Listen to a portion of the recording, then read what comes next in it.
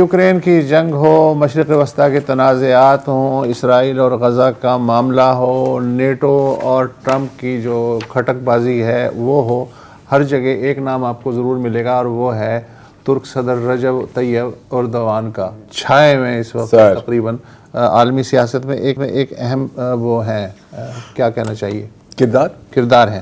اچھا، حالانکہ اس وقت ترکی کی جو معیشت ہے تھوڑی سی اس کی حالت پتلی ہے، افراط زر جو ہے 39% 40% کے لگ بھگ ہے، مہنگائی آسمان پہ ہے، لیکن علاقائی جو سلسلہ ہے اس میں ترکی کا سکہ جو ہے وہ مضبوط ہے۔ لیکن اب جو ترکی کا سب سے بڑا شہر ہے استنبول، وہاں کچھ ایسا ہو رہا ہے پچھلے 6 دن سے کہ لگ رہا ہے کہ کچھ اندر گڑبڑ ٹھیک ٹھاک ہو رہی ہے۔ 6 دن پہلے استنبول کے جو منتخب میئر ہیں اکرم امام اوغلو، ان کی گرفتاری ہوئی۔ مظاہرے تب سے چل رہے ہیں، دھرنے چل رہے ہیں، لاٹھی چارج ہو رہا ہے، ربڑ بلٹس ہیں، آنسو گیس ہے، لگ بھگ 1,500 گرفتاریاں اب تک ہو چکی ہیں۔ حزب اختلاف ریپبلکن پیپلز پارٹی کے جس سے اوغلو صاحب کا تعلق ہے، اوغلو صاحب جو ہیں ان کی جگہ اب نئے میئر کا انتخاب ہو رہا ہے اور یہی امید ہے کہ ریپبلکن پارٹی کا ریپلیسمنٹ آ جائے گا۔ یہ تیسری بار میئر بنے ہیں اور رجب طیب اردوان کی جو حکمران پارٹی ہے اس کو شکست دے کے، اور 2028 میں جو صدارتی انتخابات ہونے والے ہیں ترکی میں، اس میں کہا یہ جا رہا ہے کہ یہ امام اوغلو صاحب جو ہیں بڑا ٹف ٹائم دیں گے اگر یہ سروائیو کر جاتے ہیں۔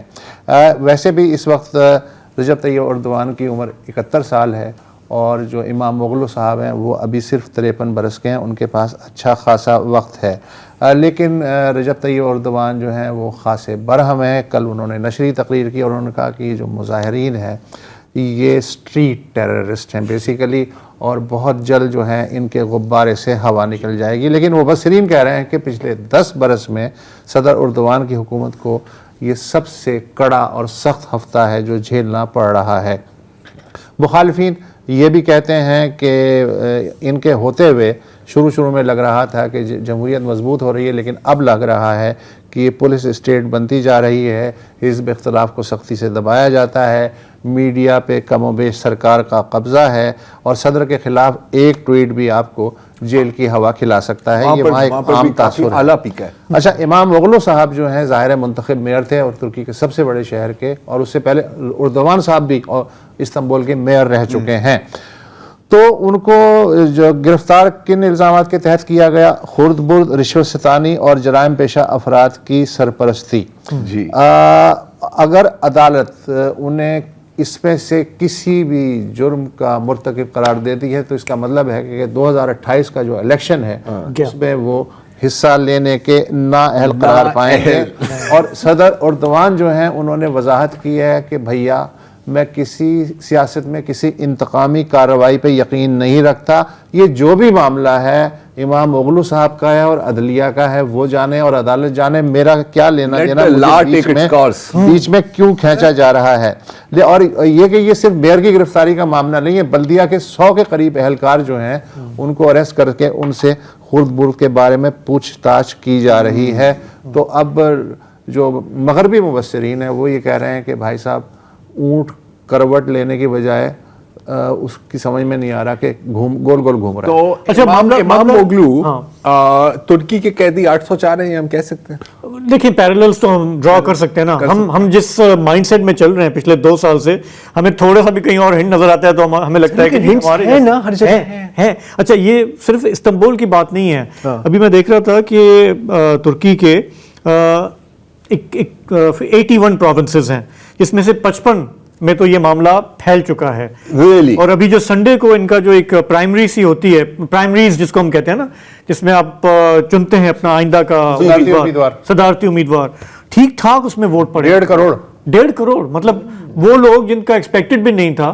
تو ایک ظاہر ہے کہ ٹرکی میں بھی ایک اینٹی اردوان فیکٹر ببل کرتا رہا ہے لمبے عرصے سے، بہت بڑا ہوتا ہے۔ جیسے آپ نے کہا، اگر افراط زر، مہنگائی 40%، 2 سال پہلے یہاں پہ تھا نا 40%، تو چیخیں نکل رہی تھی نا۔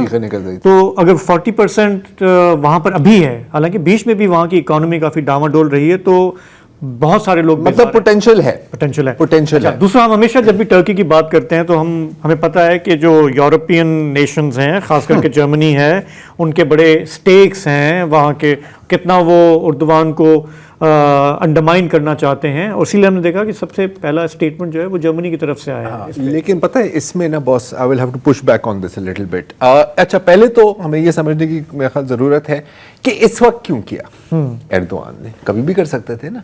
टाइमिंग एक लिहाज से आला है, क्योंकि वो देख रहे हैं कि एक तो खिते में क्या हो रहा है, और फिर जूम आउट करके, हमने पुलिस स्टेट की बात की, अमेरिका को देख लो यार, एक्चुअल पुलिस स्टेट बन गई है ना। तो उनकी कैलकुलेशन सही या गलत ये थी कि यार ठीक है, एक तो बयान आ जाएंगे, जैसे जर्मनी का बयान आया है, कहीं और से यूनान कुछ कह देगा, इजराइल कुछ कह देगा, होना कुछ नहीं। This is the perfect time. अच्छा ना, अगर मैं बिल्डअप करूं, जो अभी वसत ने शुरू में कहा था कि यार इस वक्त ना उनका जो फॉरेन पॉलिसी का सिक्का है वो उरूज पर है, कॉन्फिडेंस इज ड्राइंग, कॉन्फिडेंस।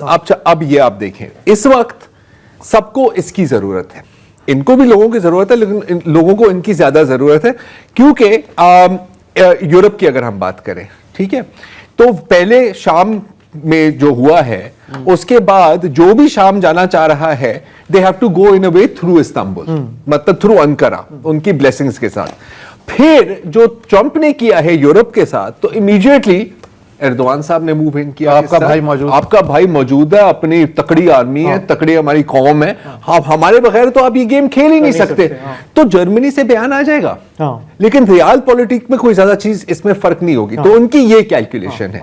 अच्छा, अगर आप देखें इनकी सपोर्ट, तो अगर आप ये इलेक्शन मैप निकालें, पिछले इलेक्शन का मुझे दिखा दें, ये देखें, येलो में है एर्दोआन की सपोर्ट, ये देही इलाका है जी, देही इलाका है, और जो साहिली पट्टियां हैं, जो ज्यादा शहरी इलाके हैं, इस्तांबुल हो गया, वो ऑपोजिशन की हैं।